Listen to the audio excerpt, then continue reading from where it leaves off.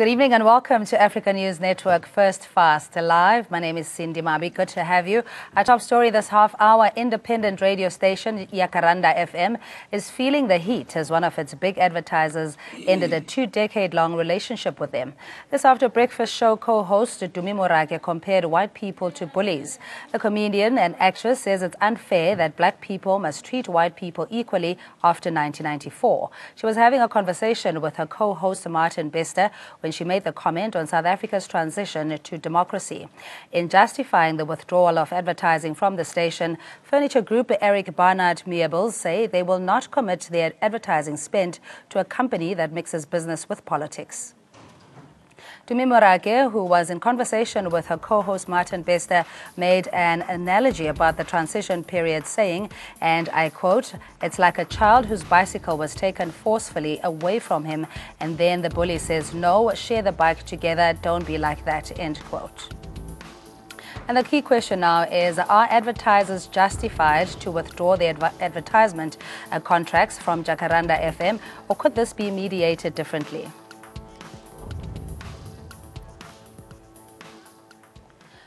And joining us on the phone line, Lindsay Maasdorp, a BLF national spokesperson, Lakite Gisho, human rights lawyer, and Botsang Moelwa, a political analyst. Good evening to you, gentlemen, and thanks so much for joining us. Lindsay, let's just start with you, your reaction. I mean, you know, people have been talking about it. There has been rebuttal on both sides. What is your view on this matter? I mean, the racist response by the white community is normal in a white supremacist society. But it's interesting to note that when Morake doesn't actually want to take part in the discussion about the verklaptes and the verligtes in the relationship between Steve Hofmeyer and the white guy from Australia, then see something very interesting and historical that takes place where white people come out collectively then and attack Morake and show their racist adage and understanding that white people are the only ones who may be able to speak on issues in the society where there are land thieves in the society. And then further than that, then we see the pulling out of business, as well as the ending of shows that are due to take place, and a calling for a boycott of the station by, I think it's over 30,000 people. White people are very clear. They can have the internal conflicts continuously, but when black people raise their heads and speak up, white people come out united and attack black people. We as black people must take a lesson from this and from Steve Biko critically. Black people must come together, defend Morake, and principally understand that unless black people come together and let go of the hands of the land thieves, we will not be able to make a liberation struggle and end racism, where white people can just end business deals and push black people outside the economy. Another lesson we must take from this is that not too long ago, our sister Morake came out and was actually very disrespectful to the Black First Land First movement in relation to our occupation of my way. As Black First Land First, we are a Bikoist movement, a movement that understands that the fundamental contradiction sees white people go against black people, whether they are journalists, whether they are media hosts, whether they are politicians. As long as you're black, you will be treated as kaffers. So we understand as Black First Land, we defend our sister categorically and principally against these racists, and we say that no white company, no white radio station, no white economy is going to stop us from defending black people against these racist attitudes of white. All right, just stay on the line, Lindsay. We also take calls on 011-542-2186, or you can tweet us, ANN7 or at ANN7 TV. I guess, Botsang Moelwa and Lakite Gisho, just your view, and especially where it seems that for a black voice to be validated or for you to express your personal experience, you still need validation from white folk. Good evening, Cindy, and good evening to Lakite Gisho and the viewers. Again, we're back to square one as a nation. It's racism, it's black voice and black interest do not matter.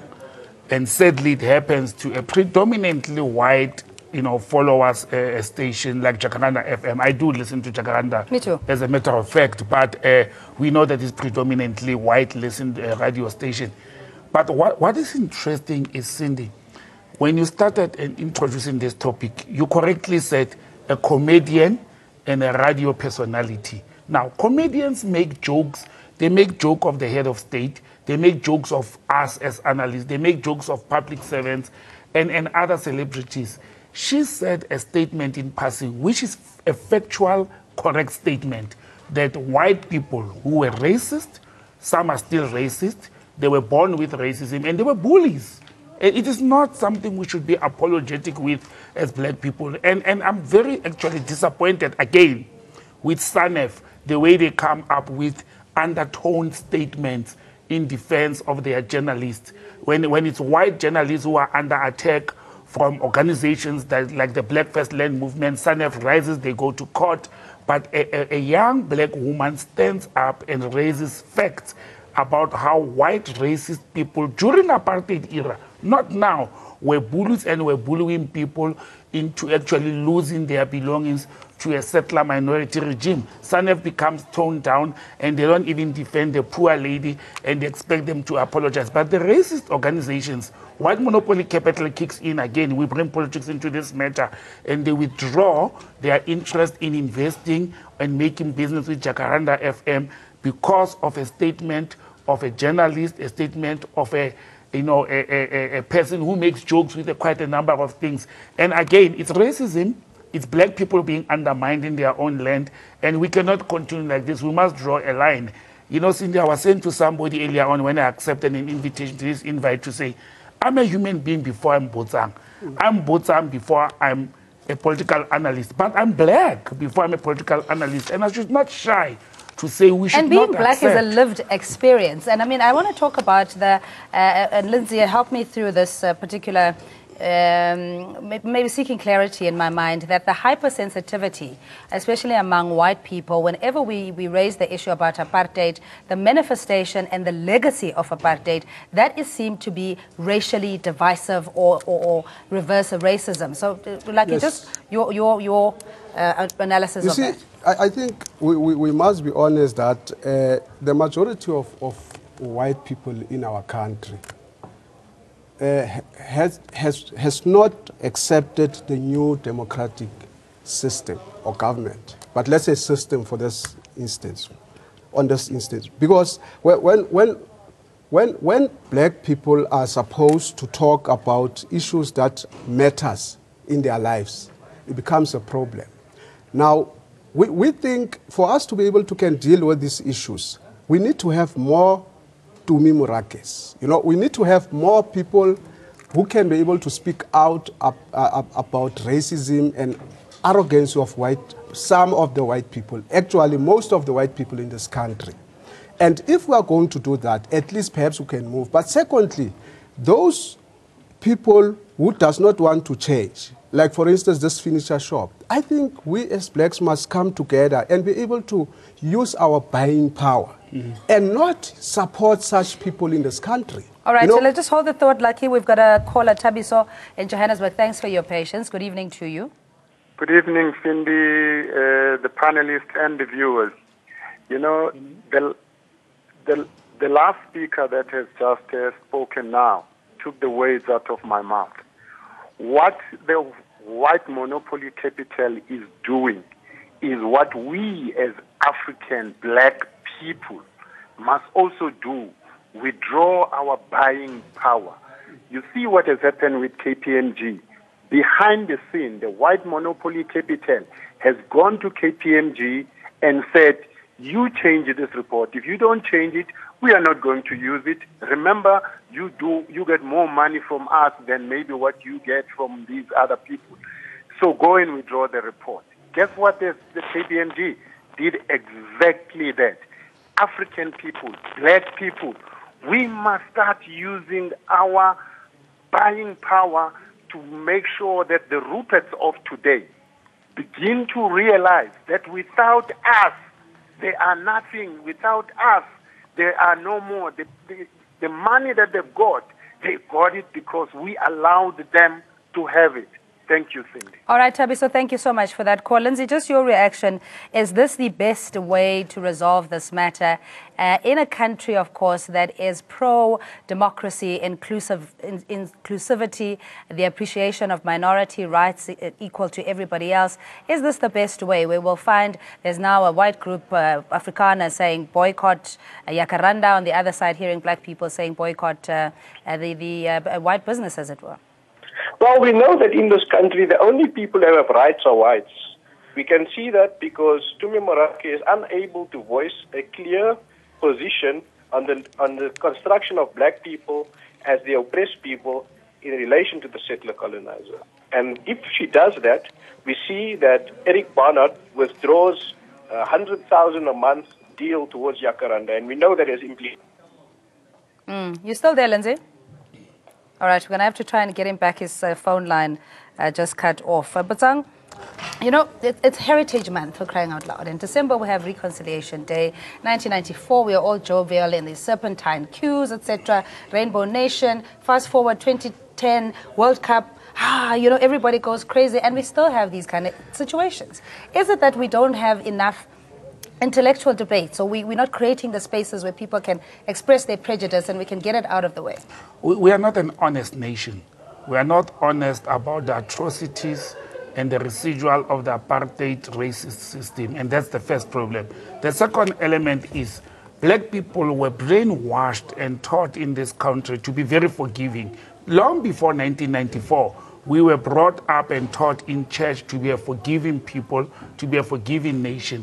And we are sitting in a Heritage Month. We are actually even attacking somebody that we are supposed to be praising. White people were supposed actually to rise if they were honest about racism and say, Tumi Morake is actually exposing what they were, the devil they were during the apartheid years, because they were bullies. And you know, organizations like the BLF have said it, Cindy, and I don't know why nobody took them to court before, to say, it is very difficult to come to my house and steal my bicycle, and I will use a bicycle.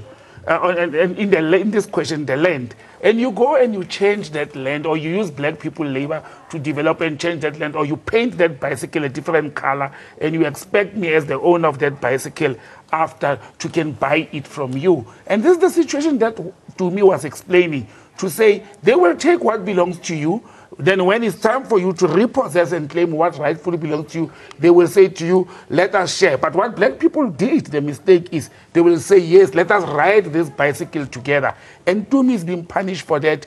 And as a nation, we should rise. And Ndata Tekiso spoke of consumer boycott. He spoke of leaving this white business, this furniture shop.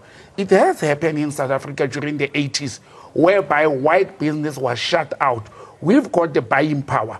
We've got the debts. We've got the credit cards.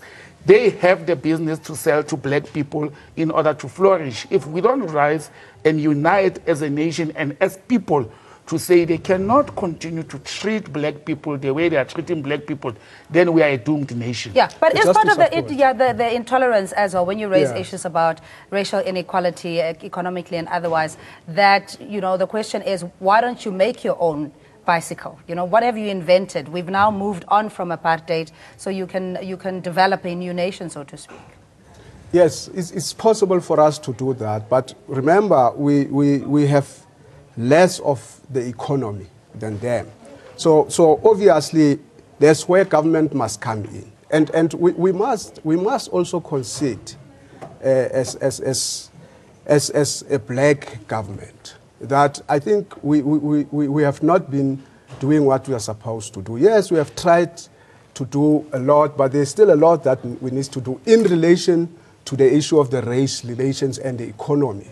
Now, we would request that the people that are going to help us with regard to issues of government must be decisive, really, to be able to take decisive steps that will be able to assist us to go somewhere in relation to race relations, but also economy. That's very important. But in relation to this matter, I think Jacaranda FM must come out clear and support Tumi. Because if they are not going to do that, we will also boycott them. It's important for them to know that we are supporting her, and we will also boycott them because we are listening to them. They must not just be threatened by those others and not be able to act. They must support Tumi. There's nothing wrong that Tumi has done.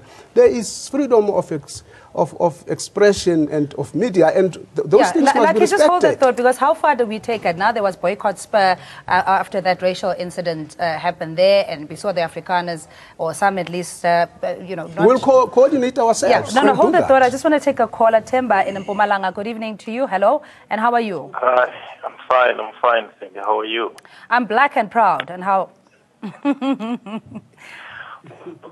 Cindy, today I'm not talking as a chairperson of Scopa. It's Temba Godi. Yes, hello. As an Africanist.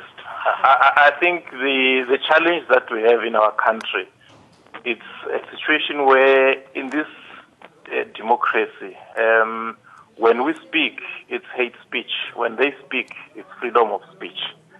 And until we are able to make the Africans, who are 90% of this country's population, the center and the reference point, and not the 8% white population, we're always going to be blackmailed into talking things that are comfortable to white people. Even if they are lies, the objective is make them comfortable.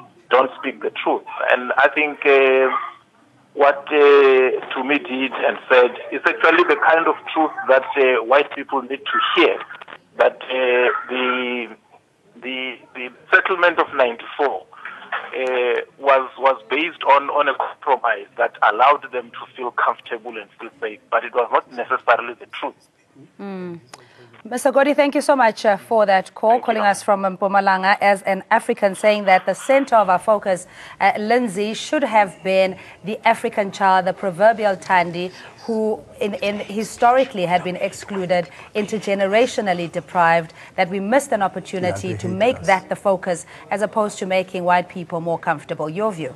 Yes, so I think we must go back and learn from Tumi Morake when she doesn't want to engage in the conversation about white people, internal squabbles.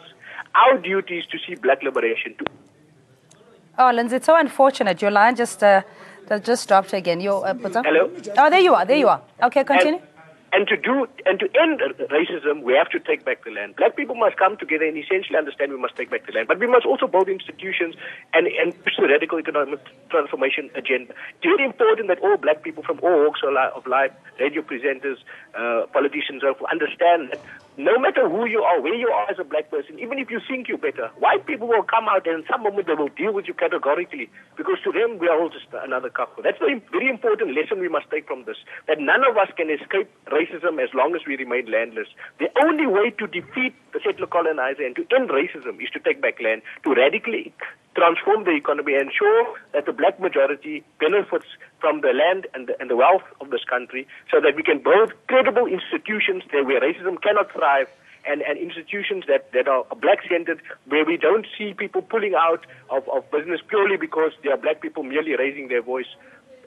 Yeah, Lindsay Mastorp is the spokesperson for the Black First, the Land First movement. Thank you indeed. We'll continue in studio, Botsa. Just 2 points from me, Cindy. Let me start with Lindsay's point. I agree we have to take back the land in order to regain our identity. But if we don't start thinking black first, if we don't start thinking as black people, and we're apologetic to white people for their own atrocities and apartheid era things, then we are wrong. We must start thinking for ourselves first. But I want to go to Mr. Godi.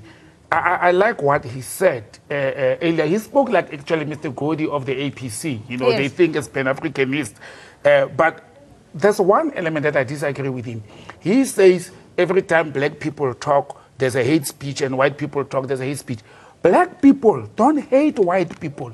What black people all over the world, particularly in this country, which had apartheid than any other country in the world, what black people hate is white supremacy.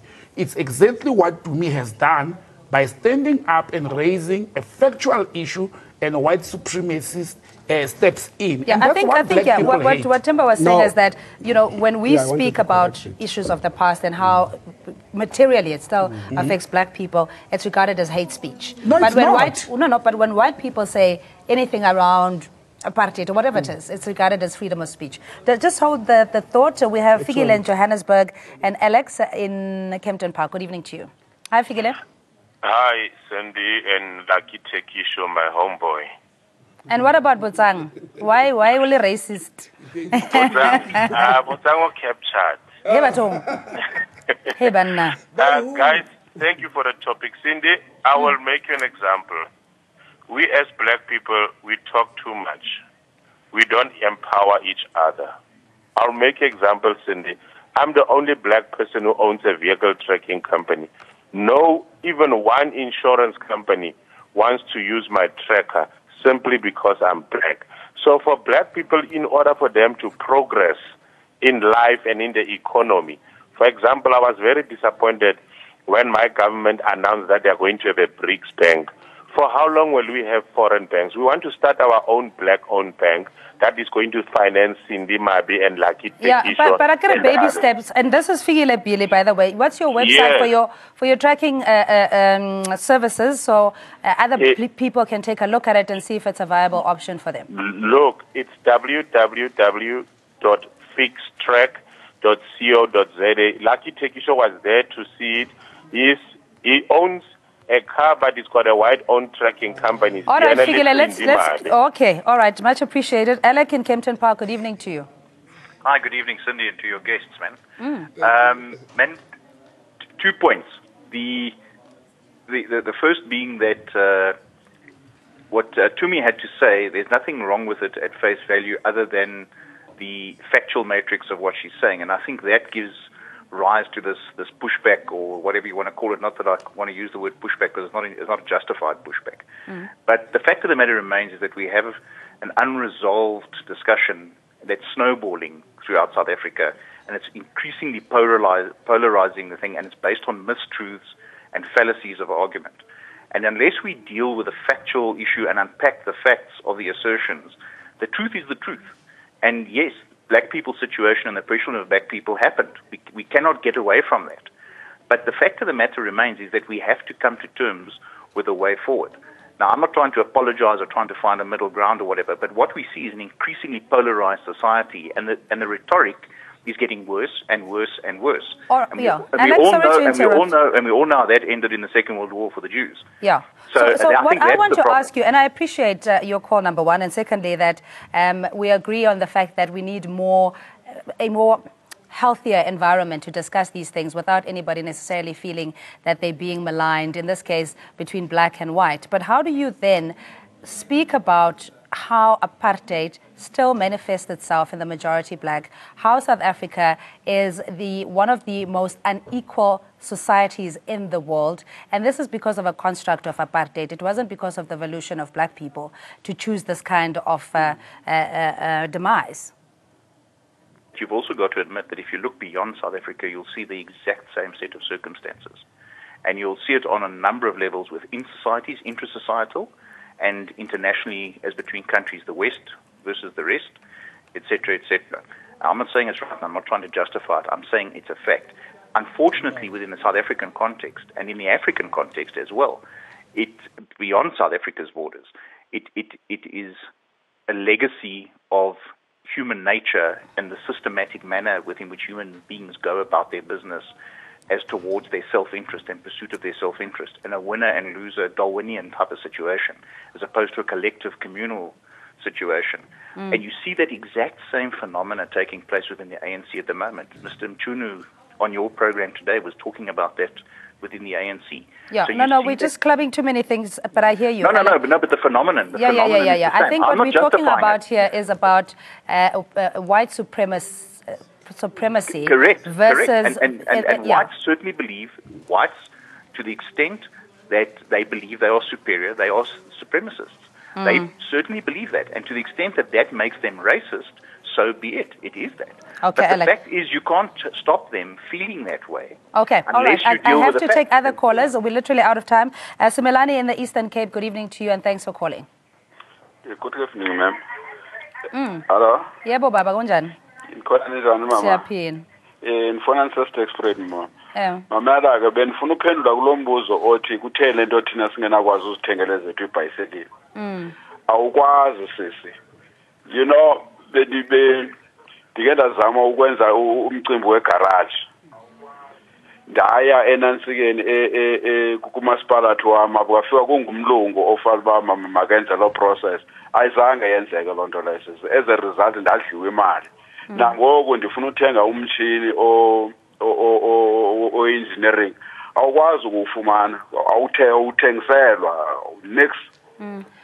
All right, Mr. Simelane, no, I hear you in the Eastern Cape. Thank you so much. Can you just respond to that as well? Because I think the issue here, and we must acknowledge that, to say whites, most of them have been given an opportunity to acknowledge and try and understand that there is a need for redress in this country.